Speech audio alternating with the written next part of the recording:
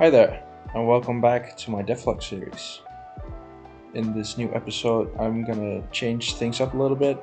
In the first episode, I gave an introduction to the project. In the second episode, I went deeper into terrain generation, and my intention was to go deeper into city generation, building generation on this one. But I feel like too much time is in between devlogs now, and I just want to give you an update on what I've been doing in the meantime. So that's what I'm going to do with this one. So let's quickly go through what we're going to discuss this video. First up is of course the stuff I've actually worked on, and then some general updates. For the things I've worked on, we're going to be discussing the terrain generation again. This time I've made some improvements. Other than that, the biggest one is combat. I've been working hard at introducing combat to the project. It's not done yet, but I want to discuss what I've finished already. And I've done one extra spicy thing for the city generation.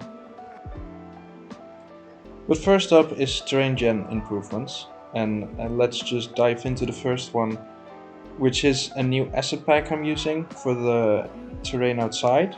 In the background right now you can see what the terrain looked like in my previous videos, and this is what it looks like now. There was a lot of work replacing all the prefabs I had in the background for the terrain generation, but I think it was definitely worth the effort. I use bought assets because, well, first of all, I'm not good at art design, and it helps tremendously with the speed of the project. If I would have to model all my own models, this project will probably never be done. I'll put a link in the description to the asset pack I've used, so in case you want to use it too, you can. Next up is spawning mobs outside of the city. Here in the background you can see I'm spawning wildlife as well. They don't really do much yet, they just stand there and be pretty. Funny thing is though that they initially came, because they come from a pack too, with a script for walking around, but then after a while I realized my game was tanking in FPS, and I realized it was that script, so I had to disable it again. Other than pretty animals, we also have some actual threats walking around in the overworld now. That's also part of the combat system that we're going to talk about much more in a little bit. But yeah, there are now threats all over the map. Not very sophisticatedly placed yet, but it's a start. They can spawn anywhere on the map, or they can be part of a point of interest that's being spawned. So yeah, adds a bit of variety. These skeletons here have been featured in quite a few shorts I've made. And this big guy is a work in progress. And last but definitely not least, for the terrain generation improvements, we now have volcanoes.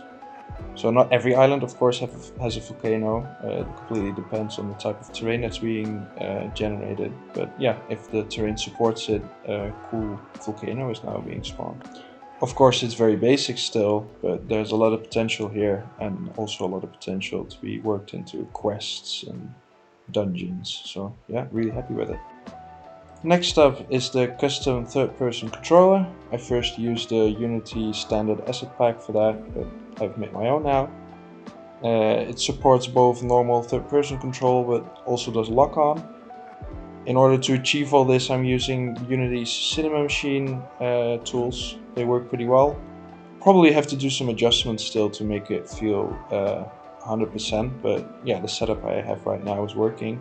Lock-on might be a bit better, that's sometimes a little bit wonky, but yeah, like I said, it works. And next up is the actual combat. What you can see in the background here is an NPC who has access to a bow. They will use this from a range. They have access to multiple combat strategies. You can see that changing in the background right now. She went from waiting for the player to aggressively attacking them. But that's of course not all. She started out with a bow, but if you get close enough you can see that she'll actually switch out to her melee weapon. While wielding the melee weapon, she will get back into attack range in case you're too far, and will back up a bit if you're too close. And for the health bars, I saw this cool tip online to just use sliders, so that's what I'm doing for that. Here's another example of the same opponent, but this time in the overworld.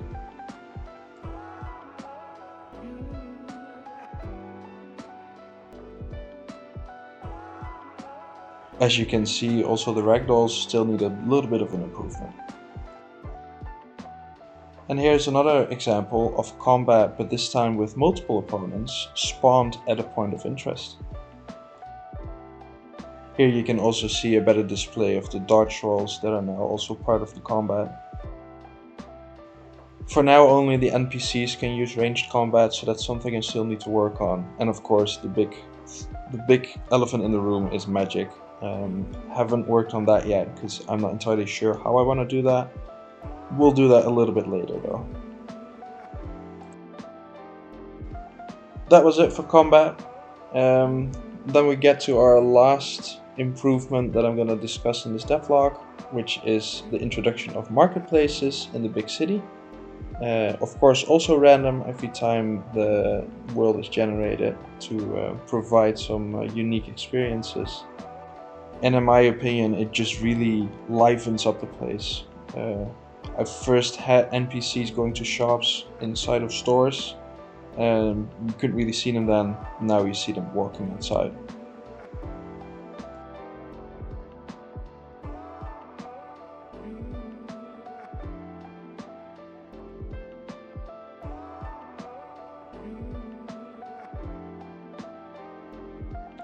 So that was it for the updates in this devlog. I do have some extra general updates that I wanted to discuss. The first one being the biggest, and that's the introduction of the name of the project.